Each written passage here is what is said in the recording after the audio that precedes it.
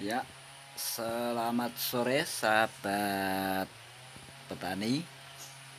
Di video kali ini saya akan membahas tentang penyemaian atau pembuatan bibit, baik itu perdu ataupun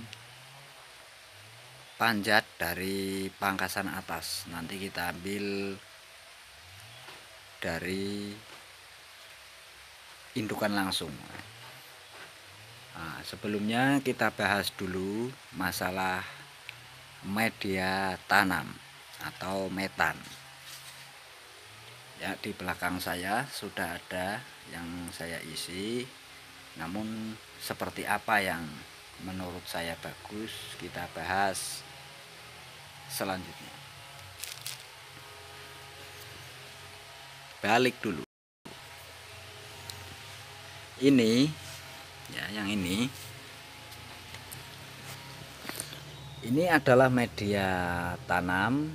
Media tanam ini saya ambil dari kerikan tanah teratas ya, kerikan tanah teratas yang saya campur dengan kulit gabah atau kulit padi. Kulit padinya itu saya campur yang sudah lapuk dan yang masih baru.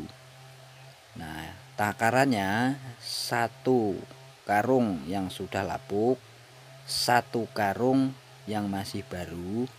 Untuk tanahnya kalian sesuaikan. Apabila kadar air atau kadar tanah di tempat kalian lengket, maka 1-1-1.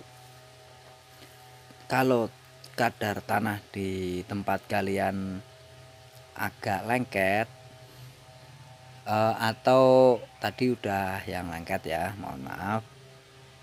Kalau kadar air di tempat kalian agak gembur, maka takaran yang saya gunakan adalah 1 kulit gabah lapuk, 1 kulit gabah baru, dan 4 tanah yang kerikan teratas. Untuk kelembabannya ya, patokannya seperti biasa ya, seperti ini, digenggam kemudian ditekan. Jangan sampai netes air saat kita tekan, karena itu artinya terlalu lembab, dan itu artinya akan mengurangi resiko, akan menambah resiko pembusukan pada stek yang akan kalian lakukan. Nah, apabila kalian menyiram terlalu banyak atau jadinya terlalu lembab, maka sebaiknya kalau tidak ditambahi media dan diaduk lagi, maka sebaiknya kalian diamkan sambil menunggu ada tumbuhan rumput seperti ini. Ya, paham ya? Nah, di media tanam ini selain tanah kerikan teratas dan kulit gabah yang lapuk dan yang baru, ya, di sini saya campurkan juga ada arang kayu. Ya, arang kayu. Perbandingan dari arang kayu cukup 10%-nya saja ya. Misalkan bahan semuanya itu tadi 4 dan 22, berarti 4 tambah 4 8 karung, total metannya kira-kira 8 karung. Arang kayunya cukup sekarung saja. Tujuan dari arang kayu ini, 1, untuk menyerap lembab berlebih, yang kedua nantinya saat tanah terlalu kering karena lupa nyiram atau bagaimana, arang kayu ini mampu diserap airnya oleh tanah. Nah, itu tujuan saya. ya. Nah, yang ini kelembaban yang pas itu yang seperti ini. Saat kita tekan, nah dia menggumpal tapi mudah dihancurkan, tapi tidak ada cairan yang keluar. Nah, patokannya seperti itu. Nah, untuk mendapatkan kerikan tanah teratas, maka sebaiknya kita ambil gambarnya langsung di lahan biar lebih paham. Oke, kita bawa peralatan ya berupa simulasi, yaitu cangkul yang kecil. Ini hanya untuk praktek saja.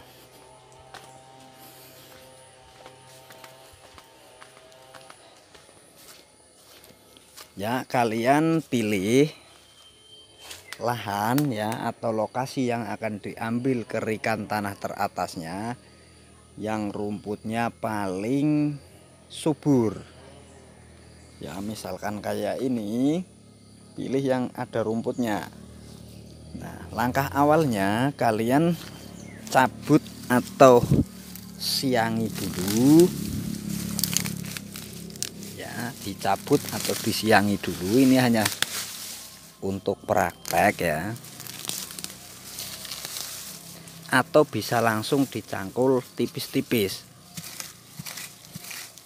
ya, misalkan pakai cangkul biasa bisa. Nah, misalkan kayak gini dalam ukuran yang lebar ya, kalian buang rumputnya, ambil yang ini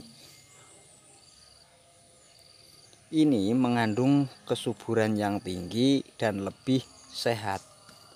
Beda halnya dengan kerikan tanah yang melebihi dari 5 cm ke dalam. Nah, biasanya ini yang rumputnya semakin tebal itu kerikannya bisa makin dalam ya, seperti ini. Oke, kita lanjut lagi.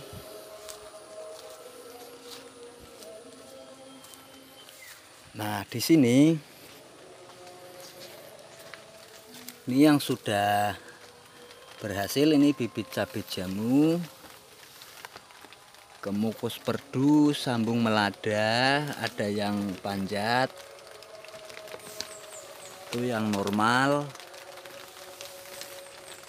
Ini ya, kita kembali lagi.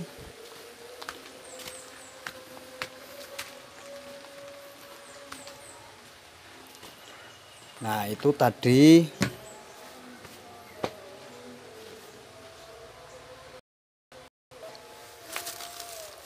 yaitu tadi adalah simulasi atau contoh kecil dalam pengambilan media tanam ya.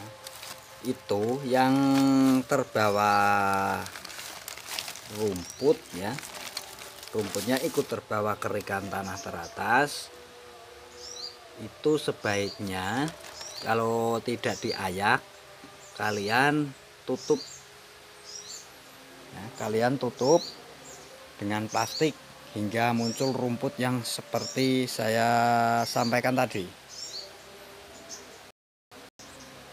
ya. Tutup dengan plastik itu hingga 10 hari. Nah, tujuannya untuk mematikan ya, untuk mematikan cendawan jamur dan juga lebih aman dalam pembuatan atau penyemaian bibit. Nah, seperti ini, dimana rumput kecil sudah pada tumbuh. Itulah tanda-tanda atau barometer daripada petani ya. Kita lanjut. Keterangan yang akan saya sampaikan berikutnya adalah stek perdu. Stek perdu diambil dari ranting buah. Kebetulan ini adalah kemukus perdu. Ya, ini kemukus perdu. Cara memilihnya bagaimana? Cara memilih stek atau yang mau dijadikan bibit untuk pembuatan kemukus perdu itu, satu, memang harus dari ranting. Yang kedua, jangan memilih ranting yang kecil berukuran bengkok-bengkok seperti ini. Kecil nggak masalah, asal yang seperti ini dia berdiri tegap ya, berdiri tegap dan masih hijau ya. Hijaunya nggak terlalu tua, tidak pula terlalu muda. Nah, seperti ini, kekar dan tegap. Nah, penggunaan stek terbaik dan kesempatan hidup terbaik itu di fase seperti ini ya, nanti kita jelaskan. Nah, ini untuk stek perdu. Nah, misalkan seperti ini ya, ini masih hijau tapi ini tidak tegap, ini bengkok-bengkok ya, seperti itu cara pengambilannya. Nah, sekarang kita praktek di sini sebagai perumpamaan. Misalkan ini diambil, ini kurang bagus, jadi tetap jadi tapi kurang tegap ya, ini kurang tegap. Jadi yang bagus yang seperti ini ya, yang seperti ini tegap, masih hijau tapi tidak terlalu tua, tidak pula terlalu muda. Ini juga bagus. Nah, kita potong di sini, nanti kita bahas kalau sudah pengambilan ya. Sekalian untuk yang baik untuk stek yang panjatnya. Saya terangkan lagi. Kita jalan menuju tempat pengambilan bibit sulur cacing. Pengambilan bibit sulur cacing dulu yang agak jauh ya. Mohon maaf apabila gambar yang saya ambil kurang jelas atau kurang tenang atau kurang bagus, harap dimaklumi karena ini hanya menggunakan HP dan tidak ada alat canggih di tempat saya. Sekali lagi mohon maaf, semoga bisa mereferensi atau menginspirasi. Nah, ini lanjut lagi, ini adalah sulur cacing. Nah, kalian ambil sulur jangan dari ujung atau yang berupa sulur kalian ambil semua, meskipun itu di bawah pohon betina, karena bisa jadi itu sulur yang tumbuh itu bekas biji yang rontok atau panenan yang terjatuh. Nah, sedangkan yang terjadi di tempat saya 60% lebih biji yang tumbuh akan menjadi sulur cacing seperti ini, tapi 60% lebihnya jantan. Jadi sebaiknya diambil dari batang indukan yang benar-benar betina seperti ini ke ujung untuk menghindari terjadinya kemukus jantan. Atau kalau dari ujung diurutkan hingga ke pangkal utamanya ya, seperti ini. Nah, ini sebaiknya dibuang seperti ini, 2 ruas. Ini jika terlalu tinggi dibuang separuh karena nantinya akan mengganggu di polybag. Nah, ini bagus untuk kemukus perdu. Nah, rantingnya tegap meskipun berada di bawah. Ini rantingnya tegap. Hijaunya masih seger, tidak terlalu tua, tidak terlalu muda. Kita ambil. Oke, kita praktekkan dulu. Oke, kita praktek di tempat tadi yang pertama ya.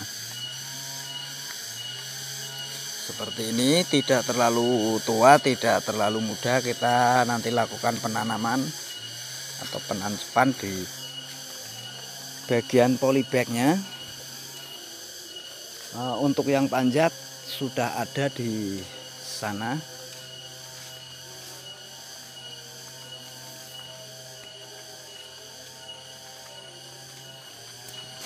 Oke, keterangan dari yang panjat, saya melihat ada yang bagus.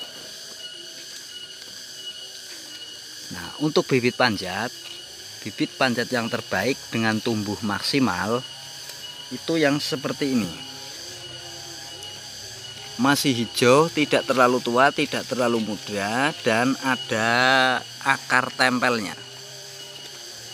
Nah, ada akar tempelnya seperti ini. Kita lihat ke atas lagi. Nah, seperti ini. Ini tidak hanya akan keluar akar di sini, tapi akan keluar akar baru di bagian pemotongan. Nah, ini, akar tempel yang seperti itu nantinya akan berubah menjadi akar panjat. Warnanya masih hijau, masih seger. Apabila dipotong di sini, potongan ini akan mengeluarkan akar juga yang menjadi akar tunjang. Tapi kalau yang sudah tua akan sangat sulit. Nah, seperti ini. Batas minimal penancepannya hanya sampai sini. Ya, warna hijau muda. Ini sudah harus ujung maksimal di sini. Ideal untuk penancapan stek, idealnya adalah 3 ruas. Bisa dibuat ruas tunggal, tapi itu tumbuhnya akan lebih kecil meskipun stek yang ditancapkan itu berukuran besar. Beda halnya dengan stek yang berukuran pendek, berukuran 3 ruas ya. Ini adalah bibit dari sulur panjat atas ya, jadinya seperti ini, buah dan rimbun dari bawah ya. Itu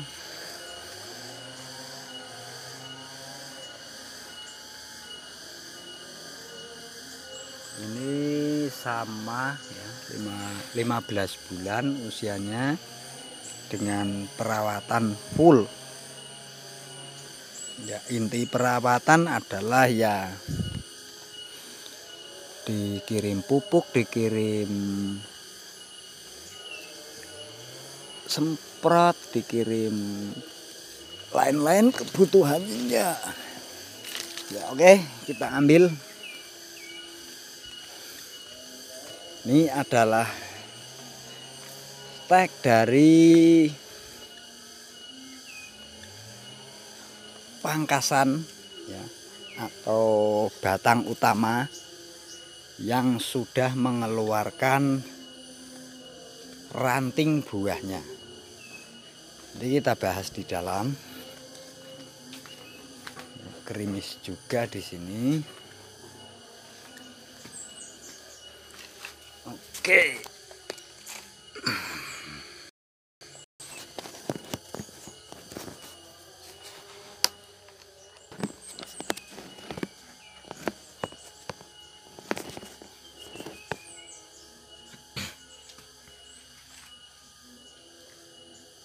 ini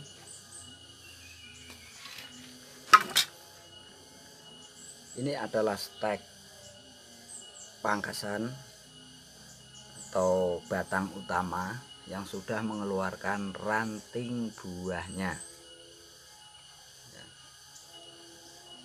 Ranting buah ini yang dijadikan kemukus perdu. Oke, kita buat 2 ruas untuk kemukus panjatnya dulu. Potong agak miring, jangan sampai pecah. Seperti ini. Bawahnya miring. Untuk yang ditancapkan sebaiknya dibuang daunnya ya, seperti ini. Nah, apabila ini mau dibiarkan, ini bisa hidup, berikut mengeluarkan tunas panjatnya. Mata tunas panjat di sini ada 2 titik. Ya, di sini ada, terus di ketiak dahang ini ada. Itu yang menjadi kemungkinan terjadinya tunas panjat. Apabila mata tunas di ketiak ini busuk, maka yang terjadi walaupun sama batang utama kita kubur, yang terjadi adalah kemukus perdu.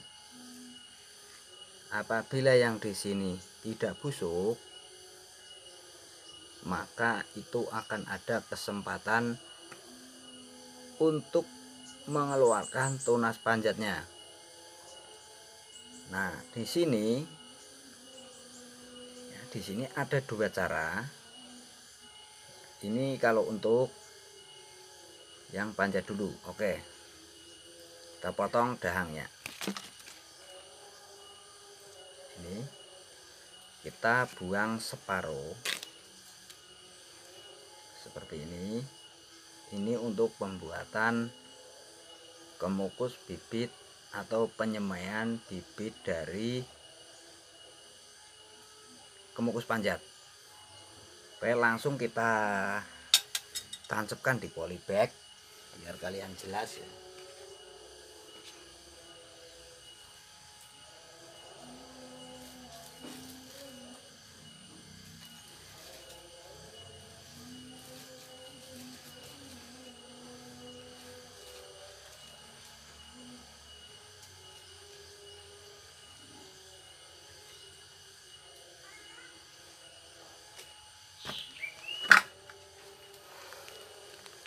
Isi tanah di polybag tidak terlalu padat, tidak pula terlalu longgar ya.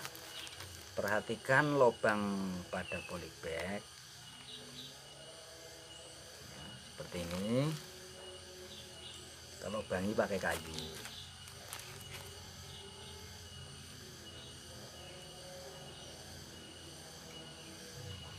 ya, ketutup.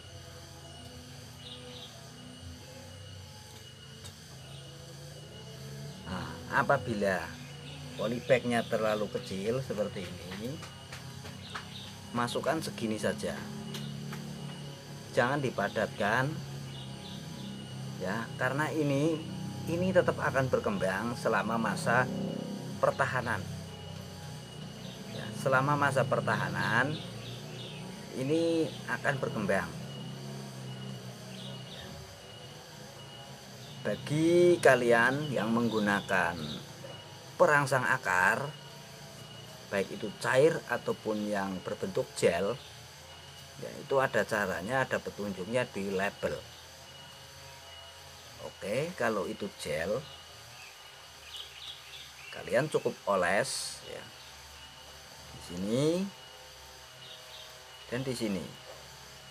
Kalau itu cair, bisa direndam keseluruhan.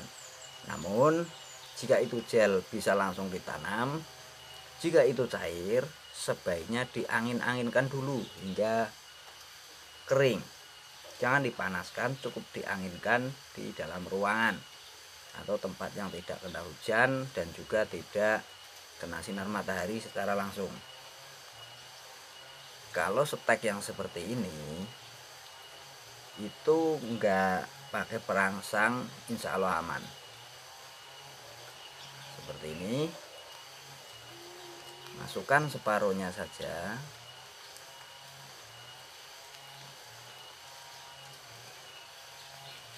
Oke, kita ambil ya biar jelas.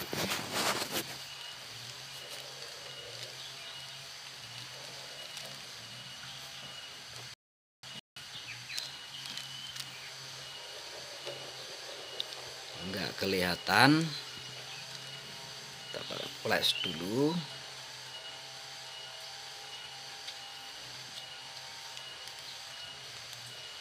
Enggak kelihatan juga ya. Cari tempat terang dulu. Ya. Nah itu akarnya kelihatan ya. Tuh. Nah ini cukup digerakin gini aja atau ditekan dikit, udah. Nggak usah dipadetin karena perkembangan akar itu tidak bisa maksimal kalau dipadatkan. Oke, sekarang kita bahas yang perdu.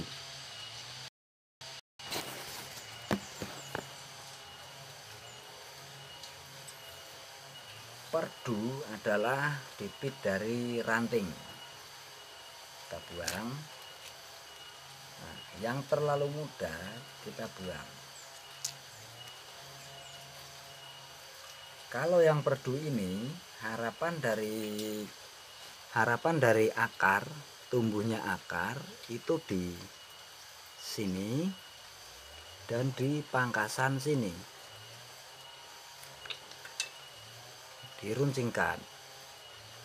Nah, kalau yang perdu seperti ini sebaiknya menggunakan CBT atau perangsang akar.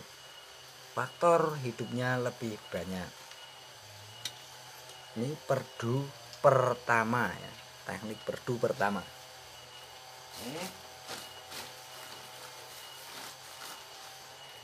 Saya menggunakan merek ini. Ini ukurannya sangat rendah. Pernah saya coba 11 liter. 11 liter ada saya kasih sekitar 20 tetes. Gosong. Itu overdosis. Ini dosisnya ini.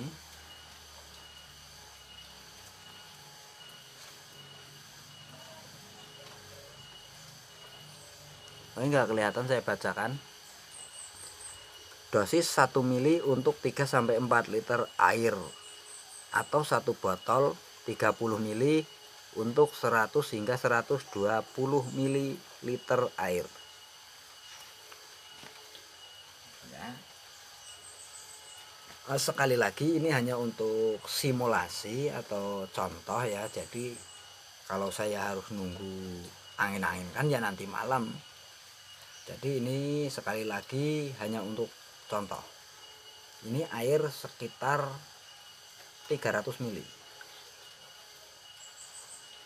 Cukup.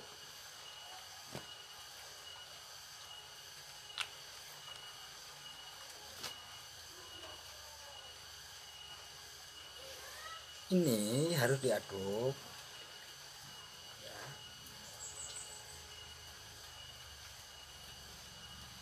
Direndamnya selama 1 jam atau 30 menit sudah bisa.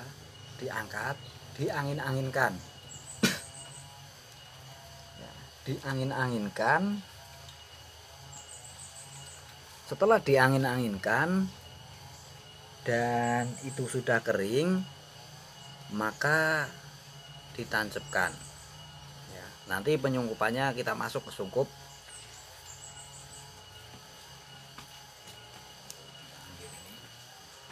Nah, teknik penancapannya itu berbeda dengan yang tadi yang sudah ada akar itu harus beda. Kita tetap buat lubang dan teknik pengisian tanahnya sama. Nancepin ya, nancepinnya di sini mau turun hujan jadi agak gelap. Nah,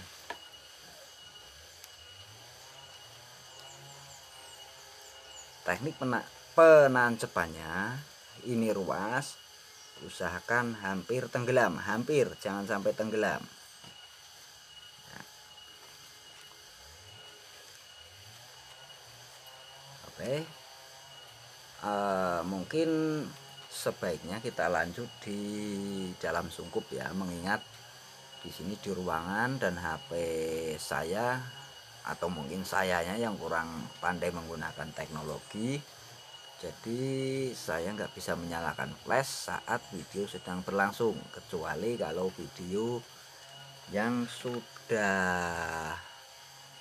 belum jalan dinyalakan dulu ya.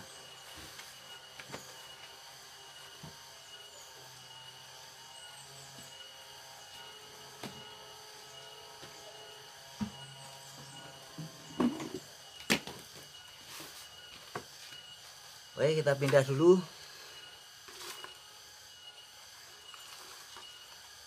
Aduh.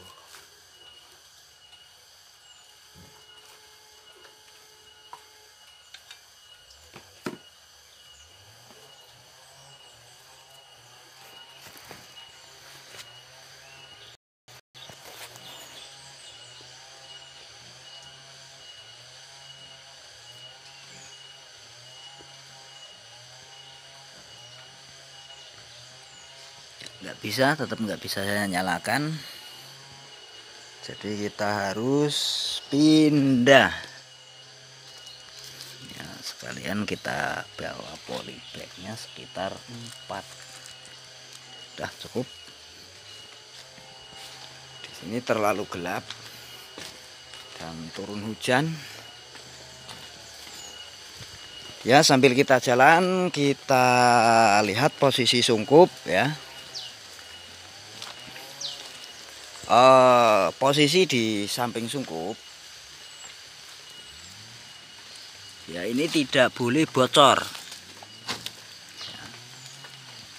Ada pengurukan tanah ya, namun ini kena air hujan, harus sering dicek ya, siapa tahu bocor. Ini berbahaya buat keadaan di dalam sungkup ya. Oke, bisa dilihat dari sini, ini bagian sampingnya. Dan ini saya kasih bekas plastik untuk persemaian melada, supaya menghalangi sinar matahari di kala sore hari memapar di plastik ini ya. Ini ada lagi satu dengan ukuran sungkup yang sama, namun ini di bawah atap ya. Bagian bawah saya uruk pakai tanah tuh. Nah, ini terkena matahari saat sore dari arah sana menuju ke paparan ini. Jika siang dari paranet ini ke sini, dan perbandingan sungkup ini dengan yang itu lebih maksimal sungkup yang ini ya, lebih maksimal sungkup yang ini, karena mungkin sinar matahari pagi hanya ada dari sana, jadi kurang maksimal dan kurang terang. Sedangkan kebutuhan sungkup cukup terang tapi jangan terpapar. Ini tinggi ini sampai sini itu sekitar 1 meter, dari sini sampai ke bawah. Lebarnya 2 meter. Ini ukuran plastik 4 meter. Ya, sungkup yang ini. Nah, seperti itu. Dan paranet ya ini melanggar aturan. Seharusnya paranet ketinggiannya dari ujung sungkup sini sampai sini itu minimal 1 meter ya, untuk menghasilkan cahaya terang yang masuk, bukan paparan. Ini cahaya, beda. Paparan sama cahaya itu beda. Nah, itu harusnya 1 meter karena di dalam akan lebih terang tapi tidak terpapar sinar matahari. Selain itu, fungsi dari paranet ini untuk menghalangi jatuhnya air hujan yang terjun bebas dan langsung menimpa plastik. Itu fungsi utamanya. Oke, turun hujan, sebaiknya kita segera masuk. Ini tanaman sayuran caisim. Oke, dikasih lubang masuk 1 tempat ya. Nah, ini karena kita di dalam mau agak lama, sebaiknya nggak usah dibuka terus. Kita masuk terus dulu lagi.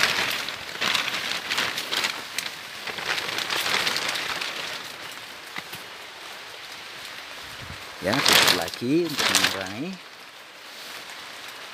Ini posisinya di dalam sungkup. Ini air yang menggenang, ini kesalahan teknisi atau pemasangan kerangkanya. Ini sebaiknya turunnya ke sana semua. Jadi ini nggak begini resikonya, waduh. Ya, ini posisinya di dalam sungkup seperti ini.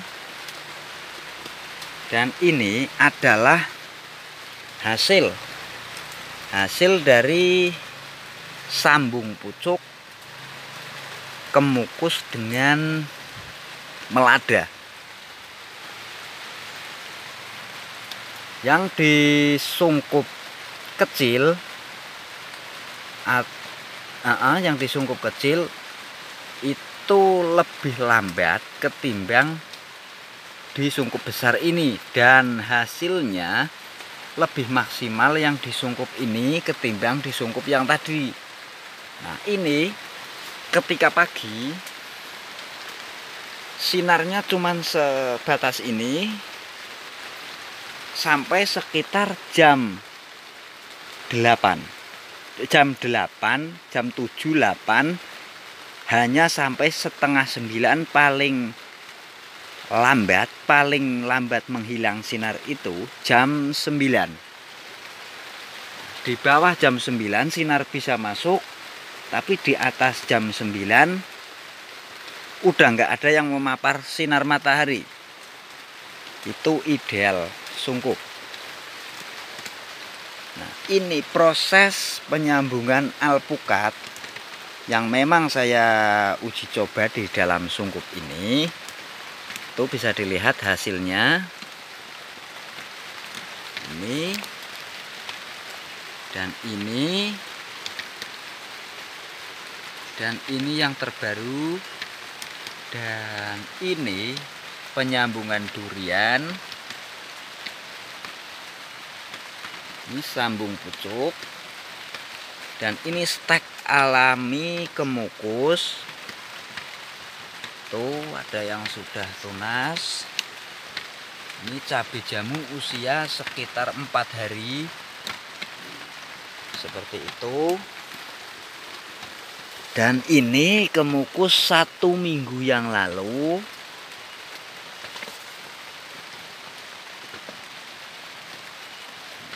Ini ada yang sudah mulai melada sekitar 10 hari. Ya, terus. Nah, ini ada yang gagal, ada pula yang berhasil ya. Dalam perawatan di dalam sungkup itu kalian harus membuka sungkup paling lama 5 hari sekali, dan itu dilakukan malam hari. Nah, kenapa saya lakukan siang hari? Karena kalau untuk contoh di sini agak nggak bisa karena ini malam, karena posisinya gelap. Ya, saya nggak bisa menghidupkan lampu. Ya, jadi mau gimana lagi?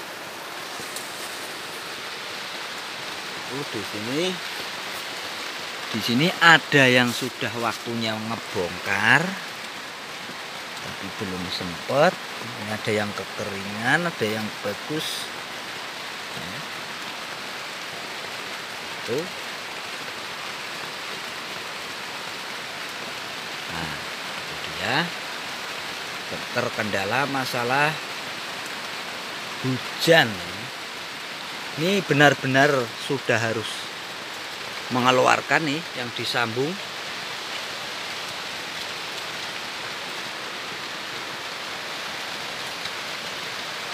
Tapi karena hujan jadi gelap sekali, saya juga bingung, nggak bisa ngidupin lampu. Kita lanjut, ya, kita lanjut ke yang tadi. Saya pikir mau pindah biar terang, jadinya nggak bisa. Nah, cuma juga kita pindah ya.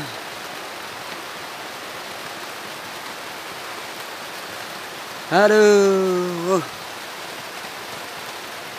gimana ya?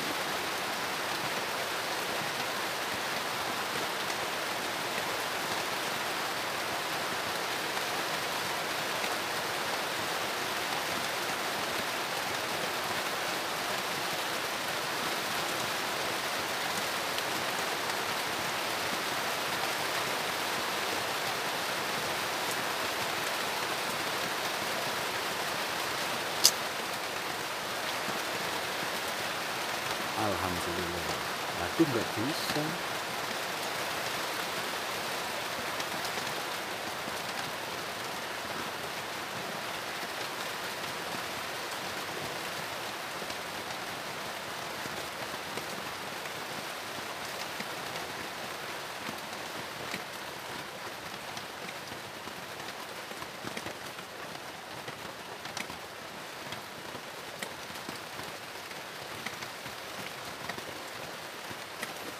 Ya, ini aplikasinya payah, jadi nggak kelihatan kan. Aduh, oke. Mungkin saya akhiri dulu karena percuma juga saya nggak bisa menghidupkan flashnya. Saya lanjut di unggahan yang berikutnya ya. Nanti yang dengan flash.